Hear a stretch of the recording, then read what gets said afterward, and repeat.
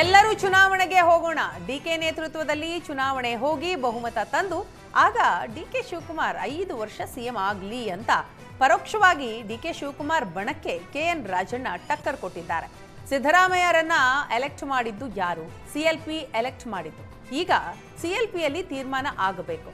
ಅಲ್ಲಿ ಯಾರಾದರೂ ಸಿದ್ದರಾಮಯ್ಯನವರು ರಾಜೀನಾಮೆ ಕೊಡಬೇಕು ಅಂತ ಕೇಳಿದ್ರ 30 ತಿಂಗಳು ಒಪ್ಪಂದ ಅಂತ ಸುಮ್ಮನೆ ಹೇಳ್ತಾರೆ.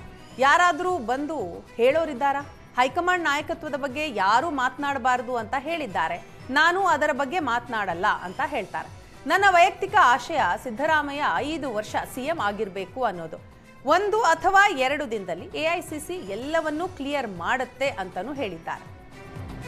ಚುನಾವಣೆಗೆ ಹೋಗ್ಬಿಡೋಣ. ಮುಂದೆ ಡಿಕೆ ಶಿವಕುಮಾರ್ ನೇತೃತ್ವದಲ್ಲಿ ಚುನಾವಣೆ ಮಾಡಿಕೊಂಡು ನಾವೆಲ್ಲ ಒಟ್ಟಿಗೆ ಕೆಲಸ ಮಾಡಿ ಮೆಜಾರಿಟಿ ತಗೊಂಡ್ಬರೋಣ. ಅವಾಗ ಅವರೇ 5 ವರ್ಷ ಮುಖ್ಯಮಂತ್ರಿ ಆಗಲಿ. ಚುನಾವಣೆಗೆ ಹೋಗೋಣ ಅಂದ್ರೆ ಏನಂತ ಅರ್ಥ? ಅದು ಯಾಕಾಗ್ತದೆ? ಯಾಕೆ ಮಾಡಬೇಕು? ಅಲ್ಲೆಲ್ಲ ಅವರು ನೋಡಿ, ಯಾವಾಗಲೂ ಸಿದ್ದರಾಮಯ್ಯನವ್ರನ್ನ ಎಲೆಕ್ಟ್ ಮಾಡೋದು ಯಾರು? CLP ಅಲ್ವೇನ್ರಿ? CLPನಲ್ಲಿ ತೀರ್ಮಾನ ಆಗಬೇಕು. ಯಾರು CLPನಲ್ಲಿ ಸಿದ್ದರಾಮಯ್ಯನವರು ರಾಜೀನಾಮೆ ಕೊಡ್ಲಿಕ್ಕೆ ಯಾರನ್ನ ಕೇಳಿದ್ದಾರೆ? ಏನೋ ನಮಗೆ 30 ತಿಂಗಳು ಆಗಿತ್ತು ಅಂತ ಹೇಳ್ಕೊತಾರೆ. ಎಲ್ಲಿದೆ? ಯಾರು ಹೇಳೋರು? ಯಾರು? ನಾವು ನೋಡಿ, ಹೈಕಮಾಂಡ್ನಲ್ಲಿ ನಾಯಕತ್ವದ ಬಗ್ಗೆ ಮಾತನಾಡಬಾರ್ದು ಅಂತ ಹೇಳಿದ್ದಾರೆ. ನಾನು ಅದಕ್ಕೋಸ್ಕರ ಅದ್ರ ಬಗ್ಗೆ ಮಾತನಾಡೋದಿಲ್ಲ. ನಮ್ಮ ವೈಯಕ್ತಿಕ ಆಶಯ ಸಿದ್ದರಾಮಯ್ಯನವರು 5 ವರ್ಷ ಮುಖ್ಯಮಂತ್ರಿ ಇರಬೇಕು ಅಂತಕ್ಕಂಥದ್ದು. 1 or 2 days, wait for 2 days. ಅವರ AICCಯಿಂದನೇ ಕ್ಲಾರಿಫೈ ಮಾಡ್ತಾರೆ. ಸಿದ್ದರಾಮಯ್ಯನವ್ರ ನೇತೃತ್ವದಲ್ಲಿ ತಾನೇ ಗೆದ್ದಿದ್ದು. ಇವರು ಅಧ್ಯಕ್ಷ ಇರಬಹುದು. ಇವಾಗಿಂದ ಪರಮೇಶ್ವರ್ ಅವರು ಕೂಡ 13ರಲ್ಲಿ ಅವರು ಕೂಡ ಸರ್ಕಾರ ಅಧಿಕಾರಕ್ಕೆ ತಂದರು. ಅದು ಸೋತ್ಬಿಟ್ರು ಅವರು. ಗೊತ್ತಾಯ್ತಾ? ಇವ್ರು ಕೂಲಿ ಕೇಳೋರು, ಅವ್ರದ್ದು ಕೂಲಿ ಕೇಳ್ತಾರಲ್ಲ, ಅದು ಹಳೆ ಕೂಲಿ ಸಾಲ ಇರೋದು. ಮೊದಲು ಅದನ್ನು ಚುಕ್ತ ಹಾಕಿ ಆಮೇಲೆ ಈ ಚುಕ್ತ ಮಾಡೋದು. 100ಕ್ಕೆ 200% ಡಿಕೆಶಿ ಸಿಎಂ ಆಗ್ತಾರೆ ಅಂತ ರಾಮನಗರ ಶಾಸಕ ಇಕ್ಬಾಲ್ ಹುಸೇನ್ ಅಚ್ಚರಿಯ ಹೇಳಿಕೆ ನೀಡಿದ್ದಾರೆ. ದೆಹಲಿಯಿಂದ ವಾಪಸ್ಸಾದ ಶಾಸಕ ಇಕ್ಬಾಲ್ ಹುಸೇನ್, ಡಿಕೆ ಶಿವಕುಮಾರ್ ಸಿಎಂ ಆಗಬೇಕು ಅನ್ನೋ ಮಾತಿಗೆ ಬದ್ಧರಾಗಿದ್ದೇವೆ. ನಾಯಕತ್ವದ ಬಗ್ಗೆ ಚರ್ಚಿಸಿದೆ.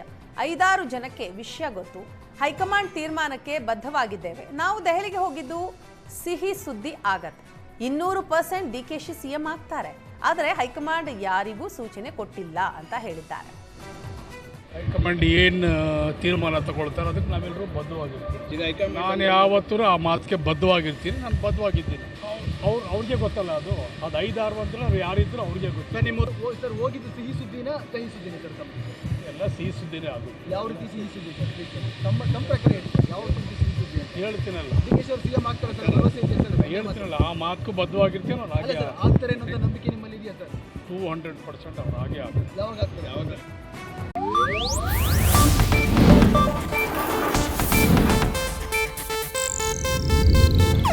ಇದು ಏಷ್ಯಾನೆಟ್ ನ್ಯೂಸ್ ನೆಟ್ವರ್ಕ್ ಪ್ರಸ್ತುತಿ.